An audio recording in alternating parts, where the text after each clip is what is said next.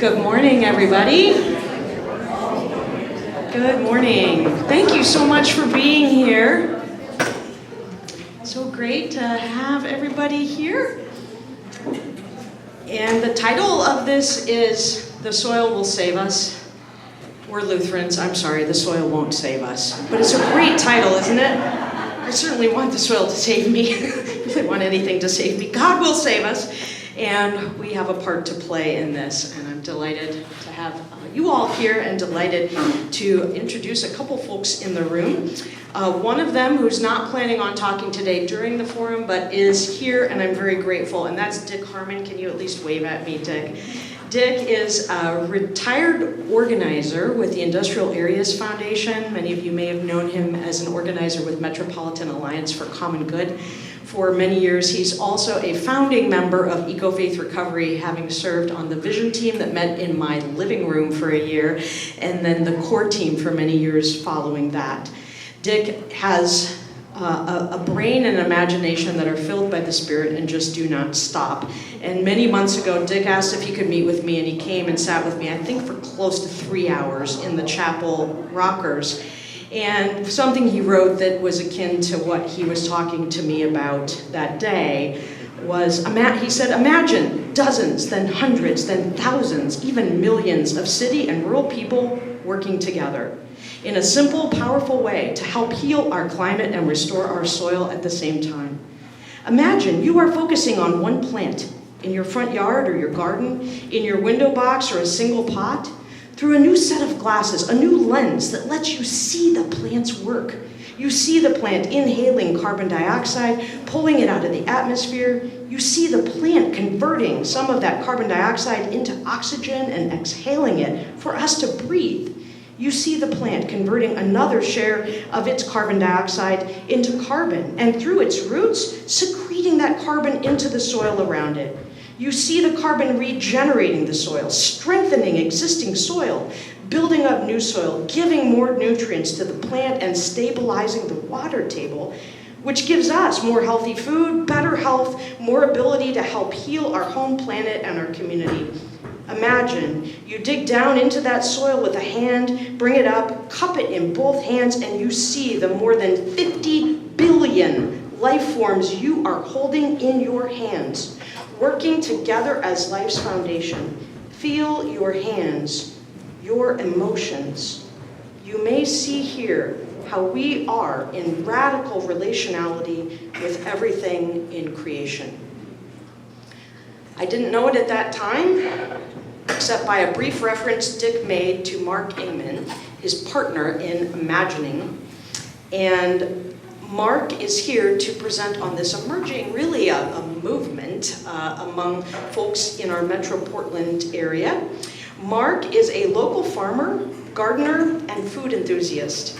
He has a certificate in organic agriculture and an MS in water resources. He has worked for Oregon State University's Small Farms program. He manages his own urban farming operation, his garden coaching consulting business, and he co-manages a not-for-profit farm on Sauvie Island. He's here along with his wife, Jess, and their adorable son, Isaiah. They are part of Salt and Light Lutheran Church Levin community in Northeast Portland, and they are here to share with us an invitation Eco-Faith Recovery is extending to the St Andrew community to become one of 3 to 5 pilot community carbon communities of faith within hopefully a larger movement of schools and nonprofits and others. And I'm excited to bring Mark forward now.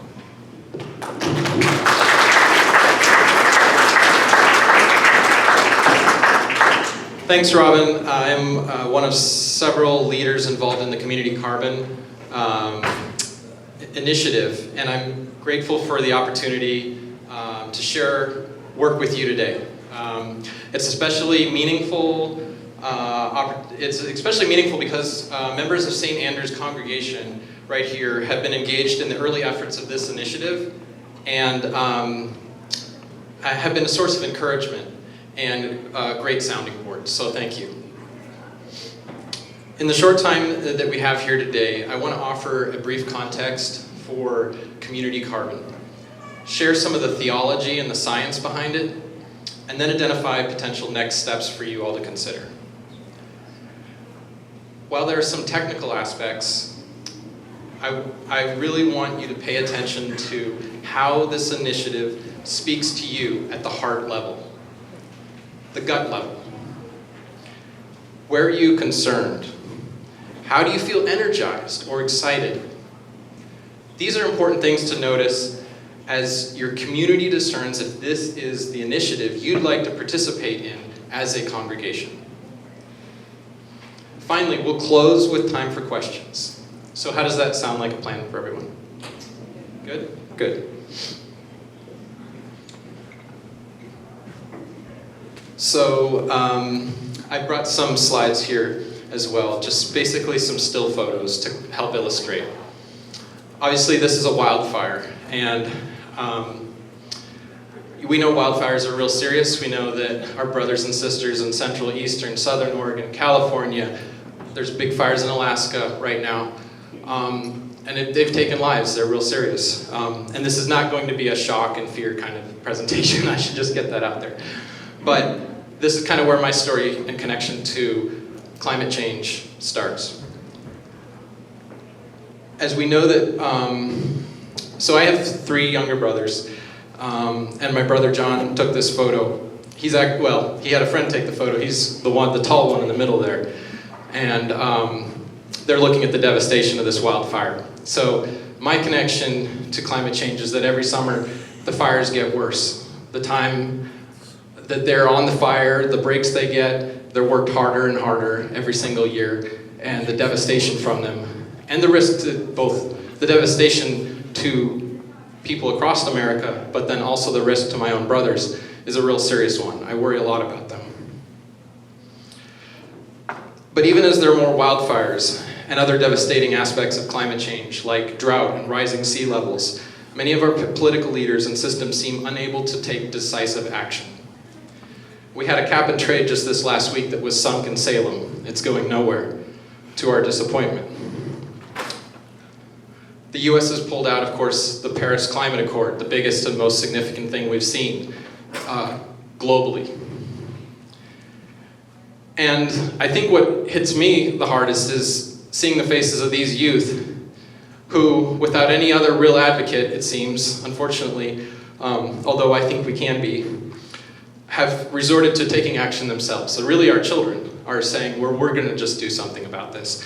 And as part of our Children's Trust, have resorted to suing the federal government to raise the alarm that political institutions are failing to protect their most basic rights to life and liberty by putting fossil fuel interests ahead of health and well-being of people. Climate change has become a generational emergency due to the collective failure to address the dramatic rise in greenhouse gases in the atmosphere, especially carbon dioxide. As some of you might feel right now, hearing these grave realities is painful. It's not easy. This crisis reflects a more fundamental breakdown in our relationships with one another and the larger Earth community. And yet, what if there was something we could do right now to begin healing relationships between humans, the soil, and climate?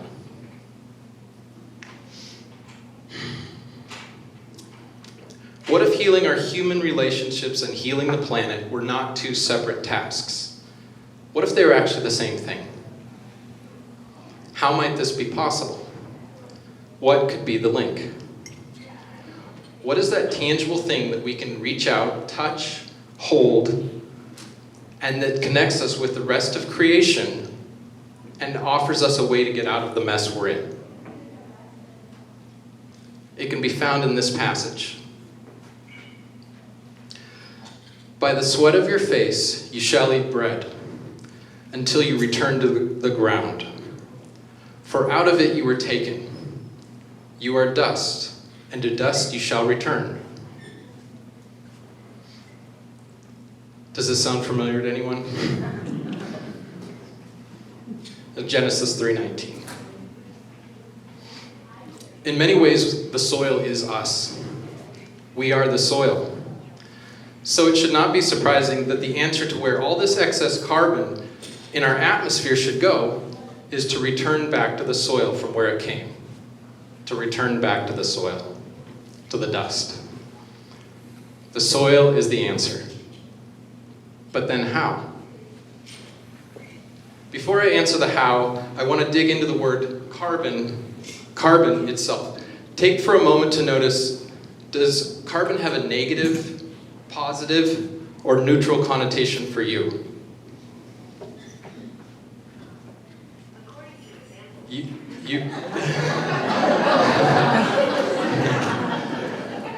Was that a positive connotation? For many of us, the term carbon emissions are viewed as the, quote, cause of climate change, right? Carbon emissions. But at its core, climate change is about an imbalance. Too much carbon in the air or atmosphere, and not enough carbon in the earth, in the soil, in the dust. Really, from where it came.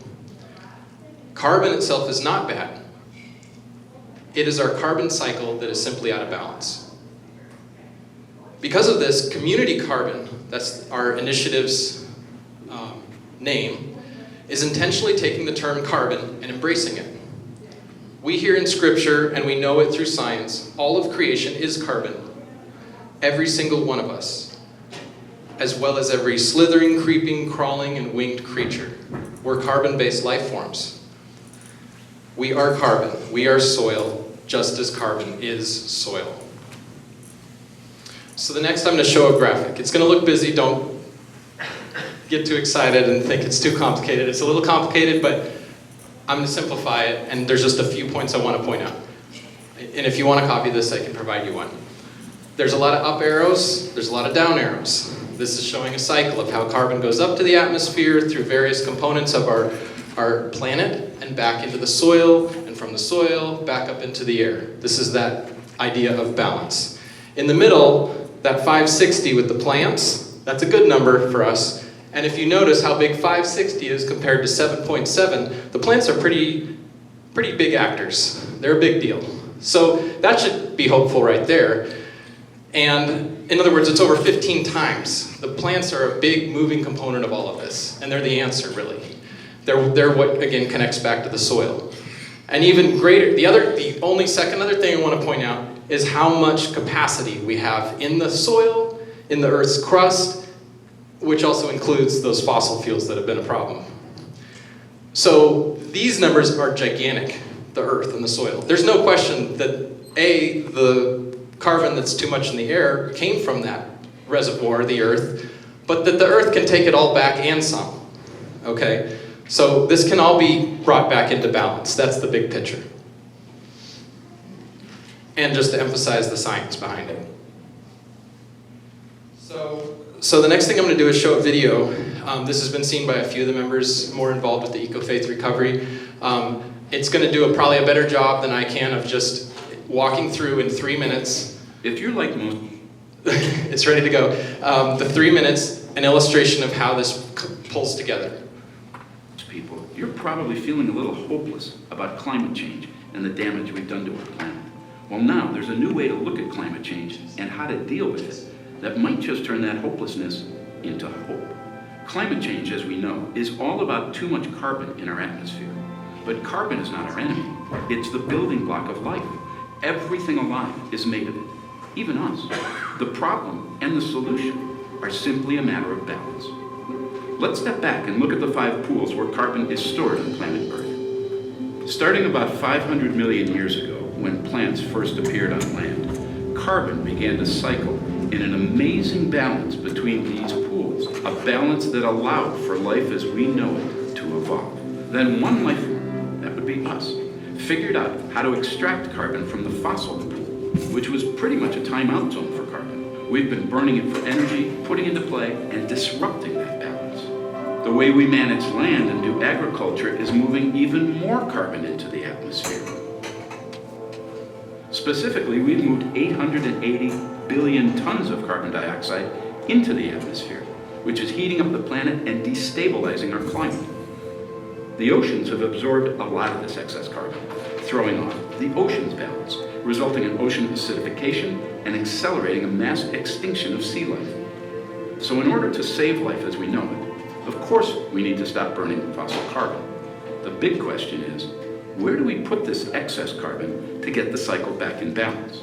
The good news is that the answer is literally right under our feet. It's the soil. Plants, using sunlight and water, naturally perform photosynthesis. They pull carbon in from the air and turn it into carbohydrates, sugars. Then they pump some of these sugars down through the roots to feed microorganisms who use that carbon to build healthy soil. Voila, carbon moved. The plants pump it in, and the soil stores it. Nature's living technology is amazing. Scientists have recently discovered that applying a thin layer of compost can help regenerate healthy soil, setting up an ongoing feedback loop that brings more and more carbon into the soil each year. Together with other regenerative practices like not tilling the soil, planting trees and cover crops, and planned grazing, we can build and retain billions of tons of soil carbon. This is carbon farming. This is regenerative agriculture. Unlike more carbon in the atmosphere, more carbon in the ground is good for us. It makes healthy soil, which is nutrient rich and full of life and holds way more water. This means more nutritious food and crops that are more resilient in the face of drought. That's good news for farmers, families, and everyone who eats. Remember this, the way we grow our food, fiber, and fuel either puts carbon up into our atmosphere or pulls it down into the ground. The regeneration of soil is the task of our generation. Our health, the health of our soils, and the health of our planet are one and the same. Okay, hopefully that helped illustrate some things for you, and I'm certainly excited when I listen to that video and hear the optimism in it, and that it's really grounded in real things in science. I will say one thing about that video. The video talks about farming, and it sort of puts all these actions off in a place that I would assume we have few, if any, farms or farmers here in the room. We're people that live in cities. No one's brought these ideas right down to the home, the community level. And that's what makes this so different. And all of these same principles, in particular the cover crops, which was only mentioned lightly, it talked more about compost. Cover crops are even better to those ends. So in this way, community carbon as an initiative works to rebalance carbon to where it was meant to be, in proportion to how it was meant to be for ourselves and for future generations. In this way, we are different than climate actions that pose to simply slow down or stop the ticking clock of our climate crisis. Community carbon is literally rolling back the clock. We are building a movement that draws carbon back into the soil, the earth, and closer to levels where it was at time of creation. That's what's so different about this project. It's not cap and trade, although cap and trade is important. It's actually putting carbon back to where it belongs. By engaging the powerful relationship between humans, soil, and the climate, we can draw carbon dioxide out of the atmosphere and into the earth, stabilizing our atmospheric temperatures, regenerating our soil, and addressing the climate crisis. That's the simplest way I can put this. Drawing down carbon is a natural process. In fact, you may be doing some of this knowingly or unknowingly already at the places you live, the spaces that you frequent. The carbon drawdown actions that I will show you here on these next slides are from our first pilot site, and they are intensive research methods for drawing down carbon. These methods are slowly gaining traction, as you saw in the video, from agriculture. However, they have yet to be used in urban and suburban areas by communities. That's what's new. That's what's radical or just novel, maybe, about this project. So here's, so the process, in a sense, just starts with a site selection. This happens to be a front yard. You can see where there's some grass that's been maintained, and then there were areas that were previously grass. This main section here, and this is a driveway strip. And we've just mulched the leaves, which are carbon, so that they can become part of the soil, as opposed to, say, taking them off-site and a truck powered by fuel carrying them around. We're just leaving them right then and there to become carbon in the soil. Next slide. And this, you probably recognize this handsome guy holding a sample of his soil right here, Dick Harmon. And that's really important. I want to emphasize the soil sample. That's what sets this project apart. It's not just doing some fun or good things or bringing in more birds or all those great things we love. It's based in science and it's measurable. And how do we measure it unless we get a soil sample and say, this is where we're starting at time 0 right now. This is how much carbon is in our soil, because out into the future, we're going to show we put a lot more carbon in it later. That's the goal. So we have to measure it first to know where we're starting from. And so this is our baseline soil sample. And we know the exact percent that that has, the amount of carbon. These are an example, so then we seed. So after we've got our baseline soil sample, then we seed our cover crops. So this beautiful green cover here, on the left is the buckwheat, and on the right are some oats. This is his, again, Dick's front yard. And because we needed to start somewhere. We needed a site to start demonstrating and proving this out. Next slide. And this is the buckwheat. This was just taken a few weeks ago. Lots of insects. It's known as one of the, some of you may have buckwheat kasha once in a while, a buckwheat, a roasted kasha. It's really good morning cereal with buckwheat or other things with buckwheat. But insects love this, as a side note. So if you got insects, you've got birds, wildlife start coming back. That's a secondary benefit. We're growing it for carbon drawdown, but there's many other benefits, of course. Grass, of course, doesn't have these kinds of flowers that bring in the insects and the birds. And then the next step, which happened actually really recently here, we cut a little square, and we cut 3 of them, because that's what science has us do. We cut 3s. It's always important to do things in triplicate. We cut 3 squares, and we put it on a scale. And I'll be weighing this cover crop out here in the next day or so. And then we get a wet mass, we get a dry mass, the dry mass, then we go back to the table and we find out how much carbon, and then we say, okay, that's how much carbon was in the shoots. But the roots are actually more important. I won't get too technical, but the roots are even more important. And how do we know what the roots are giving us? We're going to have a soil sample. And the soil sample is going to tell us how much of the shoots that are going to be mulched in. So just the sample was taken out, but the rest of it's going right back to the soil. It's going to be mulched in like a mulching mower. And then the roots as well decompose. And all of that comes back to put carbon in the soil. So it's just stepping you through the actual direct carbon actions and how it can look, but not the only way it needs to look. It would vary site by site.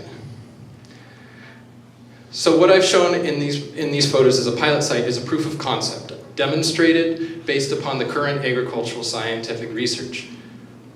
I want to stop to think about how many acres of land are represented just in this room. If you're not sure, think my little, inner northeast Portland lot is 0.11 acres, which is about every 8 people is an acre. So you can start looking around this room, and that's on the smaller side for a lot. At least up to 8 people, it could be only 5 people, but roughly 5 to 8 people is an acre. So you can think about how many acres are in this room. And then think about how many acres are in Beaverton. And then how many acres are across the 1.6 million people in the greater Portland metro area. This is big, and no one